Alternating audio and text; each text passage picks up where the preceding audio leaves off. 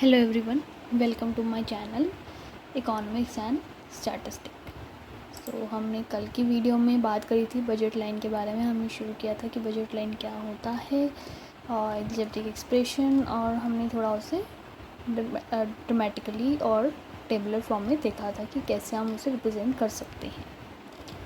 अब हम बात करेंगे स्लोप की। जैसे अभी हमने दो चीज़ें अभी तक जितने हमने पढ़ा है, हमने दो चीज़ें देखी जो स्लोप को रिप्रेजेंट करती है, विच वर MRS और MOC। और जिसमें दोनों में ही हम क्या लिखते थे कि change in unit sacrifice upon में change in unit like gain, the number of units which are being sacrifice and number of units which are being gain.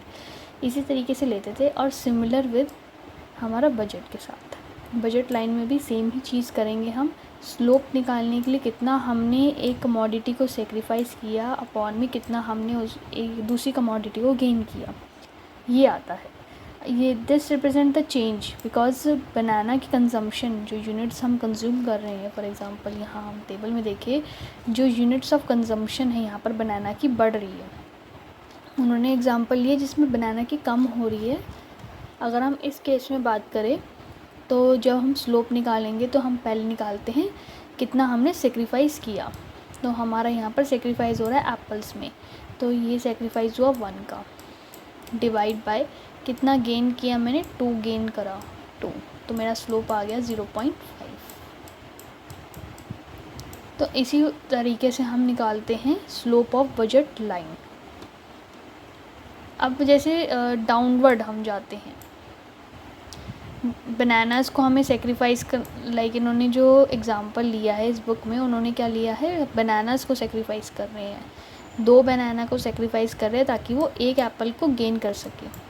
तो इस टाइम पे जो स्लोप होएगा वो 2/1 होएगा, बट हम इसमें जो है नेगेटिव नहीं लेंगे।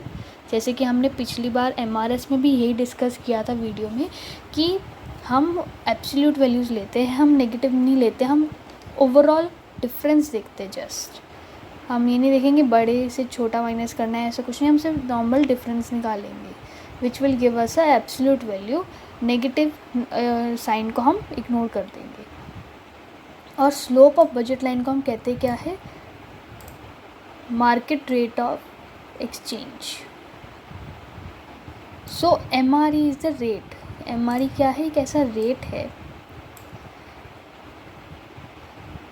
जिस पे हम एक गुड को सेक्रीफाइस कर रहे हैं मार्केट में ताकि हम एक और दूसरा गुड को कंज्यूम कर सकें। क्योंकि MRE क्या बता रहा है, वो रेट बता रहा है जिस पे हम वो गुड्स, कोई एक पर्टिकुलर गुड को सेक्रीफाइस कर रहे हैं ताकि हम दूसरे गुड को गेन कर सकें।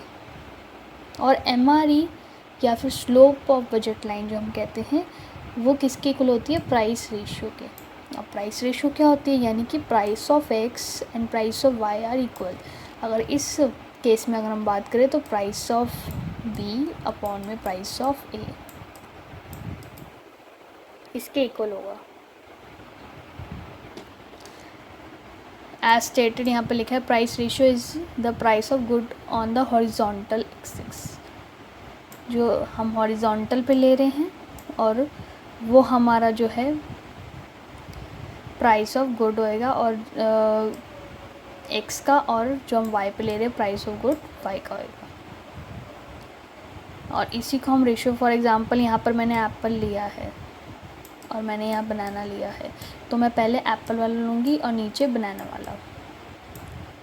और अगर मैंने यहाँ बनाना लिया है और यहाँ एप्पल लिया है तो मैं वाइस वर्सा, ये B/A हो जाएगा। तो हमें कैसे पता चलेगा कि कौन सा डिनोमिनेटर में है और कौन सा न्यूमरेटर में है, वो पता चलेगा कि हम उसे रिप्रेजेंट कहाँ कर रहे हैं।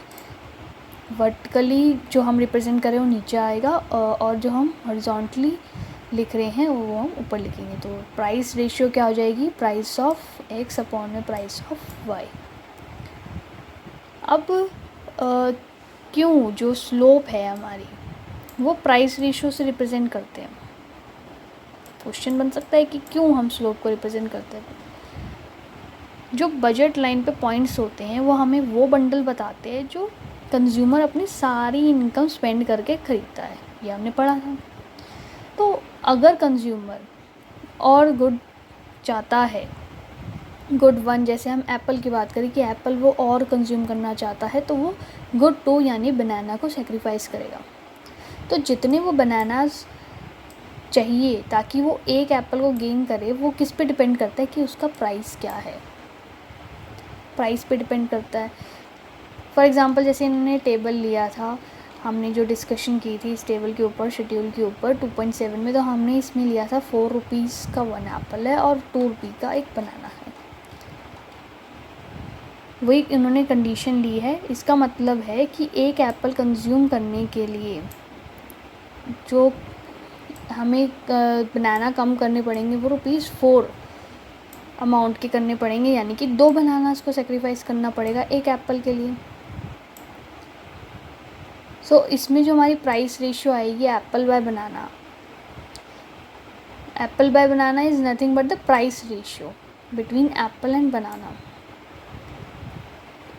इसीलिए ये बिल्कुल सही कहा है कि रेशियो जो है वो इंडिकेट करी है स्लोप में, क्योंकि प्राइस रेशियो ही हमें वही बता रही है जो स्लोप ऑफ बजट लाइन बता रही है, क्योंकि जितना प्राइस के ऊपर डिपेंडेंसी है कि हम कितना कंज्यूम करेंगे और कितना हम सेक्रीफाइस करेंगे। और अगर हम बात करें तो प्राइस रेशियो है वो कांस्टेंट रहती है, एक्स की भी और वाई की भी, यानी एप्पल और वाई का दोनों का प्राइस कांस्टेंट है, जिसके बेसिस पे हम जो चेंज इन एक्स और चेंज इन वाई है वो कैलकुलेट कर सकते हैं। मतलब ये हम लेके चल रहे हैं कि जो प्राइस है वो कांस्टेंट है, वो कम ज़्यादा ऐसा नहीं हो रहा है। अब कुछ प्रॉपर्टीज़ होती है बजट लाइन की। क्या प्रॉपर्टी होती है कि पहले बात तो वो डाउनवर्ड स्लोपिंग होता है, क्योंकि हम जब एक गुड को कंज्यूम करें तो दूसरे को हमें सैक्रिफाइस करना पड़ रहा है, इसी वजह से नेगेटिव स्लोप और डाउनवर्ड स्लोपिंग होते हैं। फिर ये एक स्ट्रेट लाइन होता है, जैसे हम कर्व्स, अभी तक हमने कर्व पढ़े आईसी का, पीपीसी, तो ये कर्व्स पढ़े हमने, पर इसमें स्ट्रेट लाइन होता है because it is represented by price ratio, और प्राइस रेशियो कांस्टेंट है हर बार, इसीलिए बजट लाइन जो है स्ट्रेट होती है। जो बजट लाइन की स्लोप है वो प्राइस रेशियो बता रही है, और प्राइस तो हमने कांस्टेंट लिया है, इसीलिए वो स्ट्रेट है। फिर जैसे हमने बहुत सारे भी शिफ्ट्स, रोटेशन पढ़े हैं, इसी तरीके से बजट में भी शिफ्ट होता है। अब बजट में शिफ्ट होने के बहुत सारे इफ़ेक्ट्स और बहुत सारी वजह से जो है शिफ्ट हो सकता है। बजट लाइन तो हम एक अजम्पशन से ड्रॉ कर रहे थे कि इनकम फिक्स है, प्राइस कांस्टेंट है, और नई बजट लाइन कब बनेगी, जब इनकम में चेंज आएगा या प्राइस में चेंज आएगा। तो अब इसी का इफ़ेक्ट देखेंगे, अगर इनकम में चेंज आता है कंज्यूमर की तो क्या होएगा। If there is any change in income, assuming like अभी हम ये एज्यूम करके चल रहे हैं कि इनकम में चेंज हो रहा है और प्राइस में कोई चेंज नहीं है, तो बजट में क्या शिफ्ट होगा, जब इनकम बढ़ जाएगी। अब जब इनकम बढ़ जाएगी तो यानी कि कंज्यूमर ज़्यादा कंज्यूम कर पाएगा, ज़्यादा कंज्यूम कर पाएगा तो राइटवर्ड शिफ्ट होएगा। लाइक पहले अगर हमारी earlier budget line A B ये थी तो हमारा राइटवर्ड शिफ्ट हो जाएगा, बिकॉज़ हमारा बजट बढ़ गया है तो हम और ज़्यादा कमोडिटीज़ को कंज्यूम करेंगे, हमारे जो बंडल का रेशियो है वो बढ़ जाएगा, इसीलिए हमारा राइटवर्ड शिफ्ट होएगा जब हमारी इनकम बढ़ जाएगी। और हमारा लेफ़्टवर्ड शिफ्ट हो जाएगा जब हमारी इनकम कम हो जाएगी, क्योंकि जब इनकम कम हो जाएगी तो हम गुड्स कम खाएंगे, हम लेस कंज्यूम करेंगे, तो उसकी वजह से जो बंडल्स का रेशियो है, नंबर ऑफ़ बंडल्स है, वो नंबर ऑफ़ बंडल्स के अंदर जो हम कमोडिटीज़ को कंज्यूम कर रहे हैं वो कम हो जाएगी, इसीलिए हमारा जो शिफ्ट है वो लेफ़्टवर्ड होगा। अगर हम नोटिस भी करेंगे कोई पॉइंटर को, लाइक इस 1 पॉइंट पे, फॉर एग्जांपल ये 1 है, मैंने 1 एप्पल कंज्यूम किया, तो इस पॉइंट पे ये 3 पॉइंट का अगर कंसिड्रेशन देखें हम, तो इन 3 पॉइंट पे जो कंसिड्रेशन देख रहे हैं यहाँ पर कम है, यानी कि बजट कम है। ये हमारा नॉर्मल जो हमने कंसिडर किया स्टार्टिंग पॉइंट वो है, और ये कि जो हमारा बजट बढ़ गया तो हम ज़्यादा कंज्यूम कर रहे हैं। अब क्यों जो नया बजट है वो पैरेलल होता है हमेशा दूसरे के, जैसे अगर हम देखें ये लाइन तो पैरेलल है, मतलब टेढ़ी मेढ़ी कुछ नहीं है, पैरेलल है बिल्कुल। क्योंकि जो नया बजट लाइन है B1 A1 B1 A2 B2, ये पैरेलल इसलिए क्योंकि कोई चेंज नहीं है स्लोप में, स्लोप हमने सेम रखी है, लाइक हमने प्राइस तो सेम ही रखा है, इसीलिए वो टेढ़े मेढ़े नहीं, वो बिल्कुल स्ट्रेट पैरेलल है। और जो स्लोप होता है कोई भी कर्व की, वो कैलकुलेट कैसे करी जाती है कि कितना चेंज हो रहा है एक वेरिएबल में जब हम दूसरे वेरिएबल को कंज्यूम कर रहे हैं।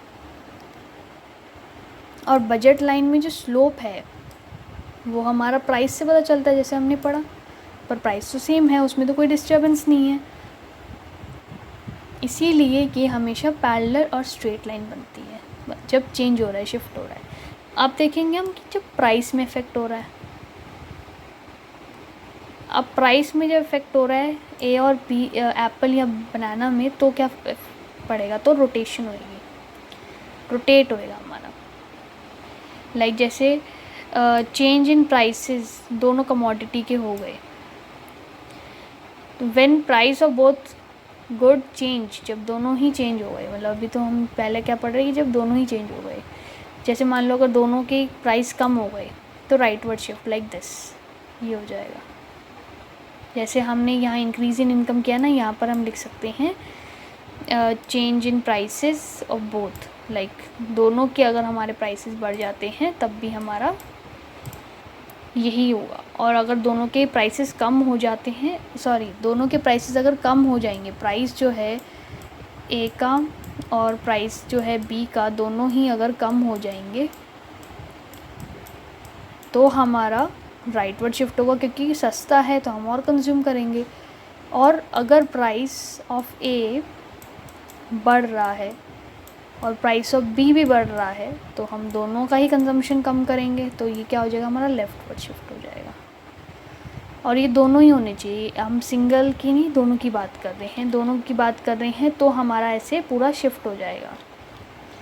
पर अगर एक ही कमोडिटी में चेंज आया है, जैसे एप्पल में आया है, अगर प्राइस ऑफ एप्पल जो है कम हो जाता है तो क्या हो जाएगा हमारा A1 B1, क्योंकि हम एप्पल को ज़्यादा कंज्यूम करेंगे। राइटवर्ड शिफ्ट होना यानी कि हम ज़्यादा कंजम्पशन कर रहे हैं। और अगर इंक्रीज़ हो जाता है तो हम कम कंज्यूम करेंगे, तो हमारा क्या हो जाएगा, लेफ्टवर्ड शिफ्ट हो जाएगा। ओके, तो इसमें एक बी जो है वो अपने पॉइंट पे रहेगा कि उसका तो सेम ही रहा प्राइस, तो वो तो वहीं रहेगा। ए में शिफ्ट होएगा, एप्पल में शिफ्ट होएगा हमारा, और वी कैन से रोटेट हो रहा है, हम ये भी कह सकते हैं रोटेशन हो रही है। और अगर वाई में हुआ तो वो वाई एक्सिस पे होगा, लाइक ए कांस्टेंट वहीं है पर जो बी है वो शिफ्ट हो रहा है। लाइक बी वाली लाइन के लिए अगर प्राइस कम होएगा तो हम ज़्यादा कंज्यूम करेंगे, तो ऊपर की तरफ रोटेट हो जाएगा। वो ज़्यादा होगा तो हम कम कंज्यूम करेंगे, तो क्या है, लेफ्टवर्ड शिफ्ट हो जाएगा और लेफ्टवर्ड रोटेट हो जाएगा। ठीक है, तो ये हमारा था कि जब हमारा इनकम और प्राइस में चेंज आता है तो फिर बजट लाइन पे क्या इफ़ेक्ट होता है। अब सबसे इम्पॉर्टेंट ऑब्जर्वेशन क्या है, budget line will not change, budget line कभी चेंज नहीं होगी when both income and prices change bye same percent, अगर सेम ही परसेंटेज से वो सेम चेंज हो गया और सेम ही डायरेक्शन में, लाइक बढ़ी गया या कम ही हो गया। फॉर एग्ज़ाम्पल इनकम जो है 25% बढ़ी और साथ साथ दोनों कमोडिटी भी 20-25% बढ़ गई प्राइस उनके, तो कोई चेंज नहीं होगा, क्योंकि इनकम भी बढ़ गई है तो हम सोचेंगे चल ख़रीद लेते हैं, अब कोई बात नहीं, खाना तो है ही, तो फिर इसीलिए हम कंजम्पशन कम नहीं करेंगे, हमारे पास इनकम है तो हम ख़रीद ही लेंगे फिर उसे। अगर साइमल्टेनियसली दोनों चीज़ें बढ़ रही है, यानी इनकम भी बढ़ गई, प्राइस भी बढ़ गया, या इनकम भी कम हो गया और प्राइस भी कम हो गया, तो हमारा कोई इफ़ेक्ट नहीं पड़ेगा। ओके, फिर आता है हमारा consumer equilibrium bye indifference curve analysis. अब हम इंडिफरेंस कर्व से कैसे कंज्यूमर इक्विलिब्रियम को पता लगा सकते हैं। अब इस सिचुएशन में जिसमें कंज्यूमर जो है मैक्सिमम सेटिस्फेक्शन चाहता है और वो चेंज नहीं करना चाहता है कि मैं चेंज नहीं करूँगा, एंड सब्जेक्ट टू और जो प्राइस गिवन है और उसकी इनकम है वही है। तो जो पॉइंट है जिस पे मैक्सिमम सेटिस्फेक्शन मिलेगी वो कब अचीव होएगा, जब हम इंडिफरेंस मैप या बजट लाइन और बजट लाइन को दोनों को एक साथ पढ़ेंगे। ओके, जब हम दोनों चीज़ों को एक साथ पढ़ेंगे तभी हम कंज्यूमर इक्विलिब्रियम को पता लगा सकते हैं। एक इंडिफरेंस मैप और हायर इंडिफरेंस कर्व जो है रिप्रेजेंट करता है कितनी सेटिस्फेक्शन है देन लोअर इंडिफरेंस कर्व। ये हमने पढ़ा, जितना आगे आगे हम इंडिफरेंस कर्व बनाते जाएंगे, लाइक हमने ये पढ़ा था कि ये इंडिफरेंस कर्व है, जितना मैं राइटवर्ड बनाऊंगी वो हायर सेटिस्फेक्शन देगा और जितना मैं लेफ्टवर्ड बनाऊंगी वो मेरे को लेस सेटिस्फेक्शन देगा। तो जो कंज्यूमर है वो हमेशा क्या चाहेगा कि वो हाईएस्ट पॉसिबल इंडिफरेंस कर्व पे ही रहे, अपने बजट के साथ, बजट कंस्ट्रेंट के साथ वो उधर ही रहे। अब कंडीशन क्या होती है, हर एक इक्विलिब्रियम की कंडीशन होती है। इसकी क्या कंडीशन है, इसमें है MRS किसके इक्वल होगा, रेशियो ऑफ प्राइस के, या फिर हम कह सकते हैं PX/PY, जो किसके इक्वल होगा, MRE के। MRS जो हमने इंडिफरेंस कर्व में पढ़ा था और MRE जो हमने बजट लाइन में पढ़ा था वो दोनों इक्वल होंगे किसके, प्राइस रेशियो के। लाइक हमने दो गुड्स लिए X और Y, पहली कंडीशन क्या कह रही है, MRS XY जो है वो PX/PY के इक्वल है। तो अगर MRS ज़्यादा होगा तो इसका मतलब है कि हमें जो है एक और X की कमोडिटी को खाना पड़ेगा। The consumer is willing to sacrifice more unit Y, वो Y को ज़्यादा सेक्रीफाइस करेगा और X को कंज्यूम करेगा, गेन करेगा। अब इसमें वो कंज्यूमर आ जाएंगे जो X को ज़्यादा बाय करेंगे, जिसकी वजह से MRS कम हो जाएगा और वो जब तक गिरता जाएगा जब तक वो इक्वल नहीं आ जाता इनके। और हम ये भी कह सकते हैं कि जो MRS XY ज़्यादा है प्राइस रेशो के या MRE के, इसका मतलब है जो रेट है कंज्यूमर जो सेक्रीफाइस कर रहा है Y को कि वो X को ऑब्टेन कर सके वो ज़्यादा है, कि वो ज़्यादा सेक्रीफाइस कर रहा है। भाई हमें उस पॉइंट तक लेके आना है जब वो सेक्रीफाइस उतना कर रहा है जब प्राइस और X/प्राइस ऑफ Y के वो इक्वल आ गया है। अब MRS अगर कम है तो इसका मतलब क्या है, हमें X को ऑब्टेन करना है और Y को कम सेक्रीफाइस करना है। That to obtain one more, हम कम सेक्रीफाइस कर रहे हैं एज़ कम्पेयर टू जितना मार्केट में X को हम एक X कमोडिटी को गेन करने के लिए कम Y को सेक्रीफाइस कर रहे हैं।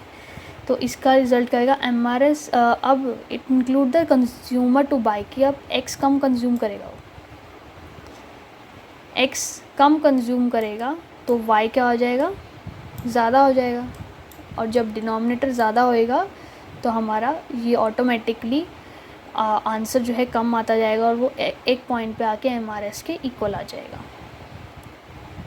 और MRS कॉन्टीन्यूसली फॉल्स, जो सेकेंड कंडीशन थी हमारी, हमने ये पढ़ा था कि जो MRS हमेशा डिमिनिशिंग रेट से गिरता ही जाएगा, यानी कि जो इंडिफरेंस कर्व है वो कन्वेक्स होता है ओरिजिन से इक्विलिब्रियम पॉइंट पे, अनलेस MRS कॉन्टीन्यूसली, जब तक MRS फॉल कर रहा है जो इक्विलिब्रियम है वो नहीं एस्टैब्लिश किया जा सकता। तो जो कंडीशन है फुलफ़िल करना बहुत ज़रूरी है ताकि कंज्यूमर इक्विलिब्रियम स्टेट में आ सके।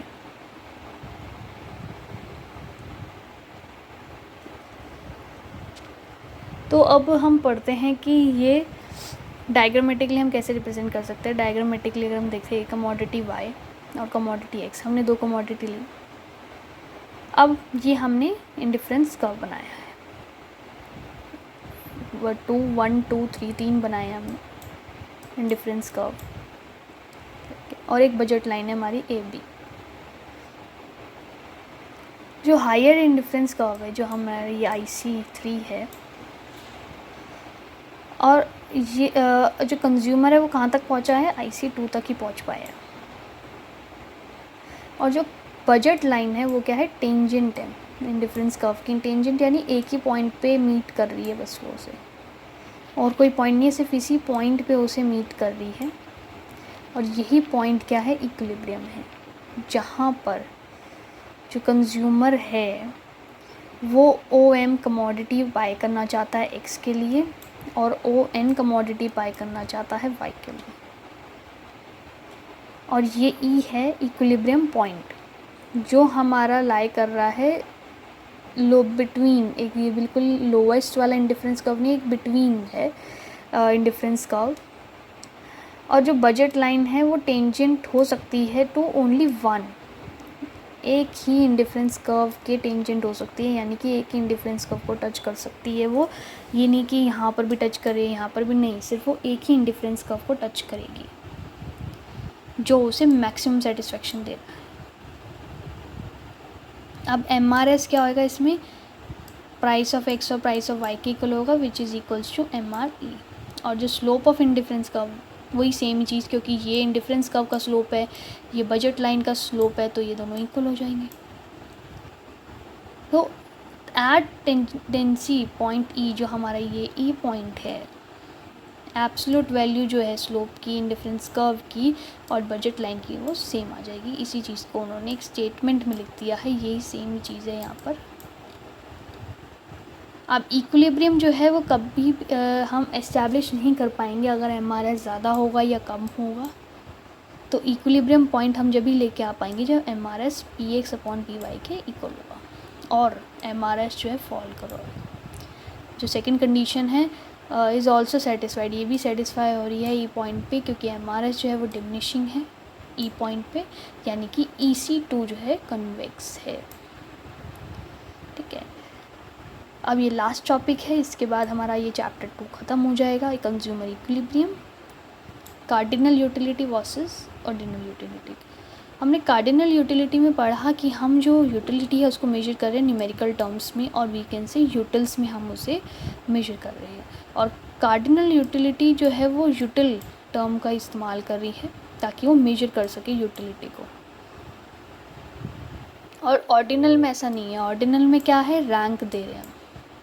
ऑर्डिनल में हम रैंकिंग दे रहे हैं, सब्जेक्ट कंसेप्ट है, रैंकिंग दे रहे हैं। एग्जाम्पल के तौर पे ये एप्पल और बनाना का जो हमने इतनी बार लिया कि मान लो कि हमें 20 एक एप्पल खाने से 20 यूटिल सेटिस्फेक्शन मिल रही है, एक बनाना खाने से 15 यूटिल सेटिस्फेक्शन मिल रही है, यानी कि एप्पल 5 यूटिल ज़्यादा सेटिस्फेक्शन दे रहा है एज़ कम्पेयर टू बनाना। ये था हमारा कार्डिनल, न्यूमेरिकल टर्म्स और यूटिलिटी के टर्म्स में हमने डिस्क्राइब किया, और इसमें हमने रैंक दी, लाइक फर्स्ट रैंक मैंने एप्पल को दे दी, सेकंड रैंक मैंने बनाना को दे दी, तो ये मुझे रैंकिंग, ये मैं रैंकिंग दे रही हूँ अपनी सेटिस्फेक्शन को कि हाँ मुझे कितनी सेटिस्फेक्शन उस पर्टिकुलर चीज़ को खाने से मिली।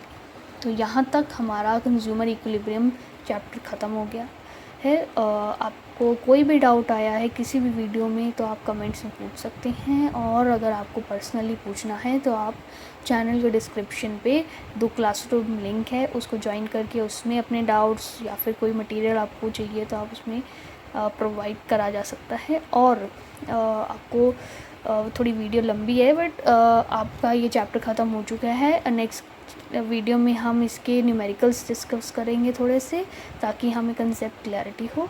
अगर वीडियो अच्छी लगी हो तो प्लीज़ लाइक करें, सब्सक्राइब करें और शेयर करें। Thank you so much.